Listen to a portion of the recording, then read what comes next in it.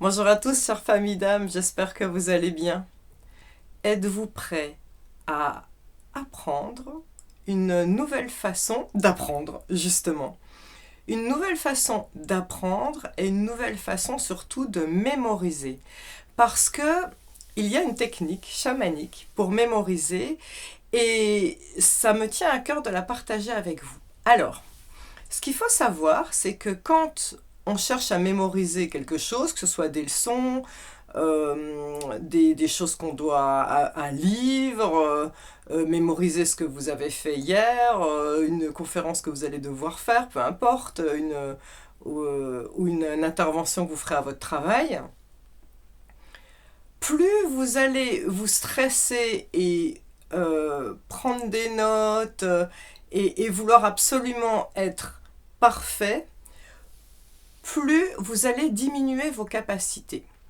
Alors, en réalité, comme une goutte d'expérience vaut mieux qu'un océan de blabla, je vais vous donner un exemple qui est arrivé à mes deux enfants. Et après, je vais vous expliquer justement comment on extrapole par rapport à ça pour bien mémoriser correctement et pour utiliser 100% de ses capacités et de son pouvoir et de ses énergies au niveau de la mémorisation. Alors, l'expérience justement que je voulais vous partager, c'était on était en vacances aux États-Unis avec mes enfants et à l'époque ma fille avait 10 ans et mon fils 13 ans. Il parlait un tout petit peu anglais. Alors ma fille encore moins forcément vu qu'elle avait 10 ans, mon fils un peu plus, mais anglais qu'on apprend à l'école. Donc de toute façon la langue américaine avec l'accent c'est assez compliqué. Et quand on a été aux États-Unis, on les a mis dans une semaine dans ce qu'on appelle un summer camp. C'est une espèce de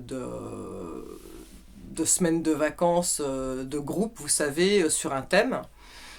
Et donc mon fils lui il avait choisi volet. Et ma fille, elle avait choisi découverte aquatique. Et le premier jour, donc, on les amène dans leurs activités respectives. Moi, je ne sais pas pourquoi, j'ai fait exprès d'aller un peu plus tôt récupérer mon fils pour observer ce qui se passait. Et là, qu'est-ce que je vois ? Je vois tous les élèves contre un mur, je vois le prof qui est en train d'expliquer, et je vois surtout mon fils qui était comme ça. Et puis vraiment, je le voyais tendu, crispé, et je voyais sur son visage qui était du genre qu'est-ce qu'il dit, qu'est-ce qu'il dit, et je voyais que il était vraiment mais à 100% sur essayer de comprendre absolument tout ce qui se disait. Et une fois que je récupère mon fils, je lui dis alors comment ça s'est passé ta journée, c'était bien? Et là, mais il est furax et il dit ouais, c'était nul, j'ai rien compris, ça m'a énervé. Ah bon, d'accord. Là, je reviens là où on était à notre location et mon ex-mari avait été chercher ma fille. Donc, même question. Je pose la question à ma fille, comment ça s'est passé cette première journée? Et là, ma fille, qui je rappelle a 3 ans de moins que son frère, elle dit oh, c'était génial, je me suis éclatée et j'ai tout compris. Et donc là, je lui ai dit mais ah bon, mais comment t'as fait? Et la réponse, elle était incroyable. Elle a dit mais maman, c'est comme une musique. Une musique, t'as juste à écouter ce qui vient et puis en fonction des expressions de la personne et en fonction de la musique, on comprend ce qu'ils disent. Et c'est comme ça qu'elle a tout compris. Et donc, voilà l'expérience que mes enfants ont tirée qui va vous rapprocher de ce qui se passe en vrai. Voilà pourquoi certains arrivent à passer les examens haut la main et à passer leurs tests, leurs devoirs haut la main, leurs DST, devoirs sur table haut la main et d'autres non. C'est parce que ceux qui n'y arrivent pas ferment leur cerveau à cause du stress et de vouloir être trop bon. Je m'explique. Notre cerveau est scindé en 2 hémisphères. Vous le savez certainement, l'hémisphère gauche et l'hémisphère cartésien, l'hémisphère où on va stocker tout ce qu'on a appris. Donc c'est effectivement quand on doit faire appel à notre mémoire pour ressortir des choses dans un devoir ou ressortir des choses lors d'une conférence, bien évidemment, on va aller chercher les informations dans notre cerveau gauche. Et donc à chaque fois qu'on est hyper concentré, c'est sur cette partie de notre cerveau gauche. Ben oui, mais quid du cerveau droit? lui aussi il a quelque chose à dire. Le cerveau droit est le cerveau émotionnel, le cerveau créatif, et c'est surtout le cerveau droit est connecté à l'invisible, à l'intuition, à nos guides. C'est incroyable. Peut-être que vous me le confirmerez parce que je sais que sur ma chaîne, il y a beaucoup de personnes qui se canalisent, qui sont médiums et tout ça. Moi, quand je canalise des informations qui viennent de là-haut, je sens une pression en haut à droite. Comme si je sens littéralement l'énergie qui me vient d'en haut à droite. Donc, la personne qui va lâcher prise et qui va dire, bon, ok, peut-être que j'irai chercher dans mon stockage, dans mes informations, l'information importante, mais je vais lâcher prise, et puis si jamais j'oublie, eh ben, il y aura toujours l'intuition, quelque chose qui fait que je vais trouver d'autres idées. Au moment où on fait ça, à la place d'être fermé uniquement sur les capacités du cerveau gauche, on ouvre tous les champs des possibles et là, on fait des interconnexions cerveau droit, cerveau gauche. Et imaginons, vous êtes sur votre devoir, vous êtes en train de sécher sur votre copie parce que vous ne vous souvenez plus de ce qu'il faut faire, vous allez vous dire « Ah, mais oui, mais moi je me souviens que dans tel livre, ils avaient parlé de ça, ou dans tel YouTube que j'ai vu », et vous allez faire des connexions en arborescence avec le sujet. Et donc au final, vous allez être 1000 fois plus créatif en lâchant prise et en disant ok, moi j'y vais à la cool et on verra bien ce qui se passe, plutôt qu'en étant mon Dieu, comment je vais mémoriser, comme mon fils qui était comme ça et qui voulait comprendre chaque mot. Au final, il avait restreint son cerveau uniquement sur le cerveau gauche, et plus ça allait, plus il s'agaçait parce qu'il ne comprenait pas, et moins il était ouvert à ses capacités. Alors que ma fille, qui était en lâcher-prise, a dit « c'est une musique et je laisse cette musique me pénétrer ». Eh bien voilà, nous allons faire un rituel chamanique qui va vous permettre d'apprendre facilement, de mémoriser les choses facilement, et qui va vous permettre peut-être même, si vous voulez vous ouvrir à une nouvelle langue, à quelque chose de nouveau, à des nouvelles techniques quelles qu'elles soient, abordez-les comme une musique. La musique, c'est avant tout une vibration. Et cette vibration, elle doit pouvoir pénétrer partout à l'intérieur de notre corps. Et il n'y a pas que notre cerveau qui va mémoriser, il y a notre émotionnel à l'intérieur du corps. Et c'est toutes ces informations-là qu'on va aller chercher pour les ressortir quand on aura besoin d'aller puiser dans notre savoir pour pouvoir parler. Donc, chers tous, prêts ? J'utilise mon superbe tambour chamanique. Je vais vous demander de fermer les yeux, de prendre une grande inspiration, garder l'air, on souffle toutes les tensions. Encore une fois, une grande inspiration, gardez l'air et on souffle toutes les tensions.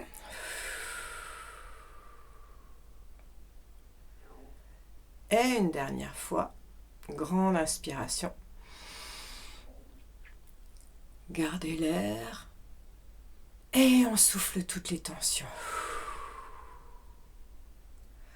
Vous allez maintenant envoyer une intention. Vous gardez les yeux fermés. Dans votre tête, vous allez dire « je demande à ». Par exemple, je demande à mémoriser mes leçons. Telle leçon, soyez précis. Ou je demande à être ouverte à telle langue. Moi, Antonio, mon chéri, il est d'origine portugaise. C'est comme ça que j'aborde le portugais pour l'apprendre. Je l'apprends de nulle part, j'ai pas de prof. Je fais la même chose. Je demande à être ouvert à telle langue.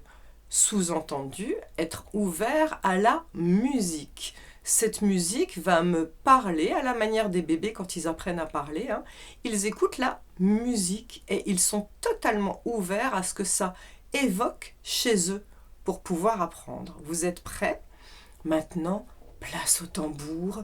Laissez-vous pénétrer par les vibrations et par les sons, parce que quand vous vous laissez pénétrer par la vibration du tambour, vous rendez votre corps perméable à la musique des leçons que vous allez apprendre, à la musique de la langue que vous voulez apprendre.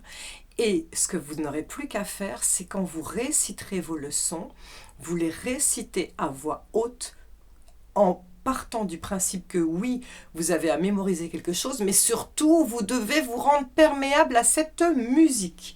C'est parti.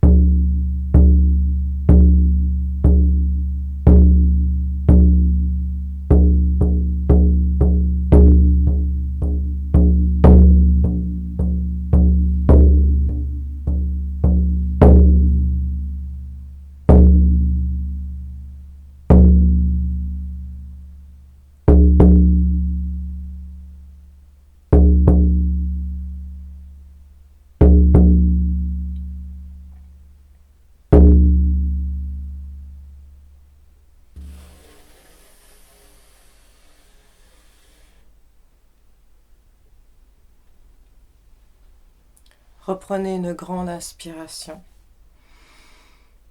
Soufflez de soulagement. Et ouvrez les yeux. Vous aurez remarqué que volontairement, j'ai fait des sons qui étaient dissonants et qui n'avaient pas d'harmonie pour que vous puissiez justement entendre ce que vous dites à voix haute quand vous allez répéter vos leçons. Donc il est important que quand vous mémorisez des leçons, vous les mémorisiez dans votre tête en soulignant pour utiliser la mémoire photographique, mais n'oubliez pas d'utiliser la mémoire sonore et la mémoire émotionnelle. Donc vous les apprenez avec votre technique habituelle, mais rajoutez ma technique à moi qui est les sons, c'est-à-dire que vous devez lire à voix haute comme une musique et vous vous laissez bercer par la musique des mots. Et là, c'est la totalité de votre cerveau et de votre corps qui est investi dans cet apprentissage. C'est fantastique. Vous m'en direz des nouvelles. Merci à vous. Je vous aime. Je nous aime. Bye bye.